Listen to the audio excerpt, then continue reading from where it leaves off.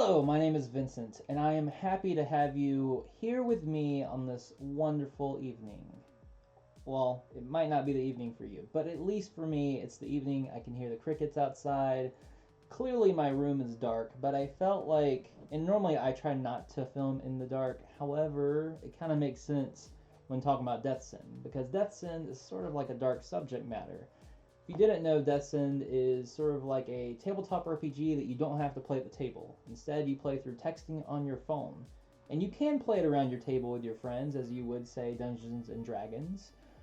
But you could also leave the table, play with someone in Australia, someone with China, someone in some other random area in the world, and have a good hoot and a holler.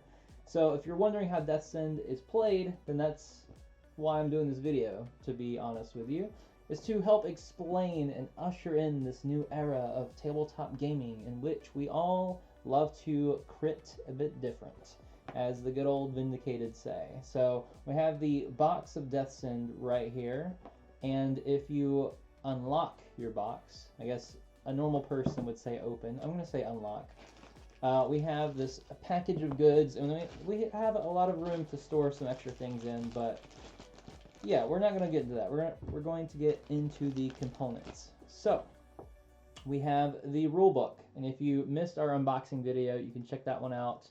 I'll try to remember to leave a link down below. So we're not going to really talk about all the components in this one, but you will definitely see a lot of components. So I guess it's up to you, but the unboxing video was fun. Anyways, this is the rulebook, and it says how to play.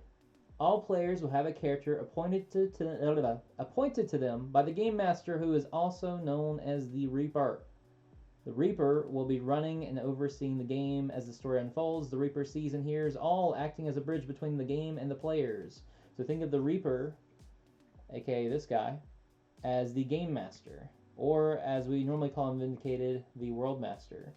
Each player's faction and allegiance will be chosen at random. Each player will portray, not betray, a character that will either choose or have assigned to them by the Reaper. The player's real life name will be known as their alias in the game and will be how most players refer to them. Players will have 3 skills, 2 of which are predetermined by their character. Otherwise, all 3 skills are random. The other is selected for them by the Reaper. There are 3 different factions in the game. You have the Baker Street Irregulars, the Amakusa, and the Yakuza. So in this book it tells you how the factions are. They mostly play the same, but there's some slight differences, especially when it comes to the narrative and roleplay. There's different goals. You have Death's goal, Sherlock, and X-Death. So X-Death is trying to help Death out. Death is trying to kill people. Sherlock is trying to solve the mystery. And essentially, if you're Death, you win if Sherlock is killed and your investigation is 12. Sherlock, you win if Death is arrested. Your investigation is 12. And then X-Death, you act as the Hand of Death. You're able to communicate with Death directly in a private chat due to your understanding exactly what is asked of you. You win if Death wins, and then the Yakuza, you're against Death and win if they lose. There's player character stats. You have combat, investigation, and stealth as your 3 main stats. Combat is whenever there is a confrontation that turns violent, you can use your combat stat to outbeat your opponents. You have investigation, which helps you learn information about other people in the game and just figuring out things to help piece together clues and solve puzzles. And then stealth keeps it so it is harder for others to find information about you, so they won't be able to learn as much if you are able to remain very hidden. For setting up the game, you will have access to a player's guide PDF that you'll be able to send to your players, so that they can have access to see the basics of the rules, so you don't have to just verbally explain all this to them. You can send them the PDF so they can get the download about how that is done. You also have the Reaper, who's running the game, invites people to group chat. You can set this up on Facebook. You could set it up through Discord or anything comparable. You could also just run it through text chat. It's however you want to set it up. Now, normally we do this where if you're not playing at the table, you play from 10 to 10. So 10 to 10 is one round, people tend to go to bed, and then 10 to 10 is another round. You just have to make sure everyone sends an action between 10 to 10 on both of those, and then the Reaper will basically resolve the actions in the order that they receive them. It's also important to know that, say, if it's 10 a.m. to 10 p.m. and I send in my action at 11 a.m., which is fairly close to the 10 a.m. time, I might be behind some of the other people, but say if my action gets resolved, I can't then send my next daily action until 10 p.m. or after. So I can't just, like, if my action gets resolved, I can't just, like, start walking and doing things ahead of people. Now, what's cool, though, about the game that works is you're always in different chats depending on your location and your factions.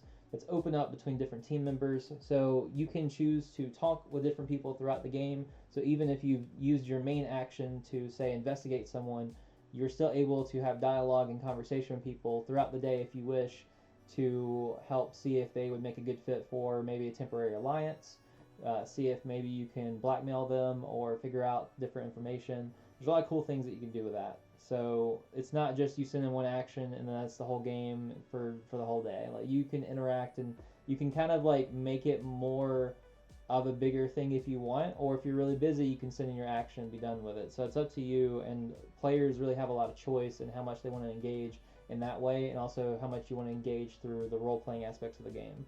There's also different locations. So for example, you have Baker Street, which is the starting location for the Baker Street Irregulars. You have the Basilica of the 26 Holy Martyrs of Japan, which is the starting location for the Amakusa. You have the Yakuza Underground Network, which of course is the starting location for the Yakuza. Then you have 4 secret locations, and then it goes into the different things about that. Let's see, we also have actions, which basically tell you all the different things you can do. You can arrest, confront, find, investigate, parlay, and trap. So those are the different things you can do. Arrest, you can only do once during the game. You have to make sure you arrest the right person, or that will not go well for you. The arrest has to be approved by Sherlock, so that's like one of the main ways that Sherlock wins. Then we have confront, which is your confrontations, which is like breaking out your guns or, you know, getting into some combat. You could also use it to take hostages of people. Finding is being able to find other players and figure out where things are. Investigate is being able to learn more information about people. And then death has their own specific action, which is kill, which does as it says, which is kill someone, but you have to know that character's face and true name. So, and if they die of SADS. If you don't know what SADS is, you can look it up. Yeah, it just sounds funny too. They die of SADS. You can also parlay. You can also set up a trap. Every week there's a calamity, which is represented by white cards in this deck. And each week, one of the calamities will happen, and it tells you what it does here. Now that's for the World Master to know, and it will essentially escalate the game to draw it closer to a conclusion if the game is not already doing that naturally on its own based on how the players are playing. This helps sort of ramp things up. I guess I don't really play Fortnite, but I know it like shrinks the map down. You can think of it like that.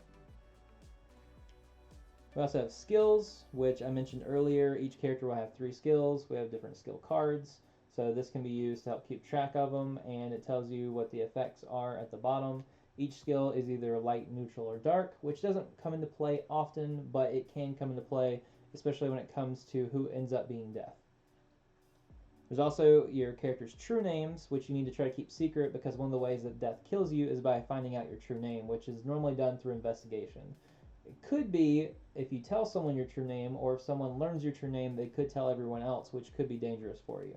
Then, of course, we have some character info, which we have some pre-made characters, and then this tells you about those characters themselves. We have credits, and then we have difficulties, which the difficulties for the characters is essentially my recommendations for who's the more experienced player type characters, and then ones that are good for starter players if they have not played this game before or are just unfamiliar with games in general. And then we have some nice pictures in the back. But that is essentially Deathsend. That's how you play it. If you have any questions, I would love to tackle them in the comments below, so just let me know. I'm very curious to see where people are at when it comes to this, because this is a very new and different type of game. If you weren't aware, it is based off the same system I made for Legendaria, which I released in 2019. So in that way, it's very similar, but if you're watching this video, there's a good chance that you've never played Legendaria, you've never seen Legendaria, or anything like that. So I felt like it was important to bring this up. Also, it's a 2d6 system. The Reaper is in charge of making sure the dice are taken care of. They can use physical dice, or you can use an app. It's very easy to pull up a dice generator on your phone or on the computer.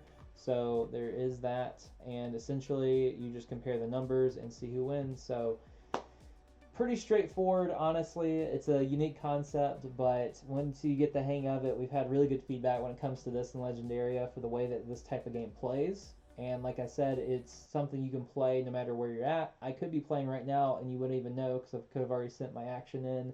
It's great for people that are super bored at work, people that are in transition, lonely, stuck at home, whatever it may be. You're able to just play this with tons of different people. It's a fun way to connect and sort of give you like a mixture of a role-playing game experience, a tabletop game experience, like a video game experience. It's just like it's its own thing. So hopefully you check it out.